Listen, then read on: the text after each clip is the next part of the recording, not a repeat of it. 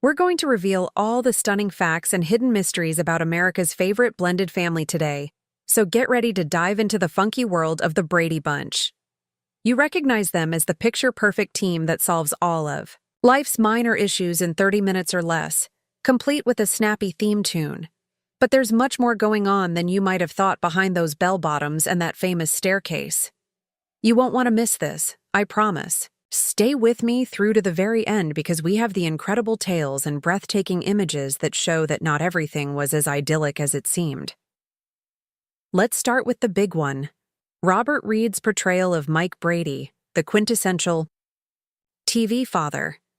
He exudes wisdom and tender embraces on screen, but what about off-screen? Robert had a big secret that he kept hidden. He was gay. That wasn't something you yelled from roofs in the 1960s and 1970s, especially not in Hollywood. The actress who played Carol, Florence Henderson, once admitted that she was aware of his difficulties in concealing this double existence. Although he seemed to be smiling in the set photos with the family, he was actually struggling with anger and resentment. Imagine him storming off set in his plaid suit because he wanted something more complex than a missing lizard narrative. He even got into arguments with Sherwood Schwartz, the show's creator, over ridiculous stories. Let's now discuss the children, beginning with Greg and Marcia. Maureen McCormick and Barry Williams embodied the big brother-stepsister dynamic. But the shocking truth is that they were completely smitten off-screen.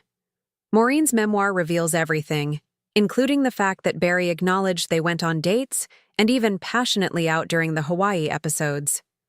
Imagine them kissing behind the surfboards without the cameras recording.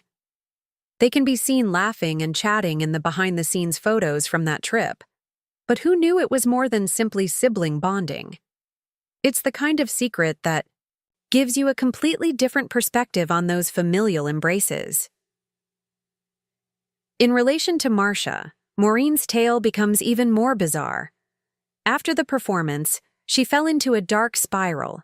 Cocaine, quaaludes, the works, despite playing the key, ideal teen queen. At Hollywood parties, she has been known to exchange favors for narcotics. The photos from her post-Brady days, however, indicate a sharp change. The bright grin and shining hair have vanished, leaving behind a haunted appearance. Her memoir depicts a girl who battles addiction and depression while hiding behind Marcia's flawless exterior. The Brady glow didn't always last when the lights went out, as evidenced by this. Greg's character, Barry, wasn't precisely the clean-cut surfer boy he portrayed. He has admitted to smoking marijuana before filming on several occasions and showing up high on set. Imagine him in those hip clothes, strumming his guitar, his eyes a touch glazed, while the crew yells, "Action!" In a candid photo, you can almost see the relaxed atmosphere surrounding him as he hangs out with the cast. It is one of those facts that completely upends the Brady script and is a far cry from Greg's innocent, "I'll handle it" mentality. What about the younger crew? There was a small scandal developing between Susan Olsen, Cindy, and Christopher Knight, Peter. When they were 9 years old, Susan made a joke about making out with Chris in the doghouse. Yes, Tiger's former location. Then, as she entered, her adolescent years, Eve Plum, Jan, jumped in and caught Chris's attention. There is a tale about them cuddling with blankets and candles in his pickup truck, until the police discovered them. The pictures of the three of them on set, with their bowl cuts and pigtails, are innocent enough, but those stories show that the Brady kids were slipping some real-life drama in between takes. Not to be overlooked is Carol Brady's own wife, Florence Henderson.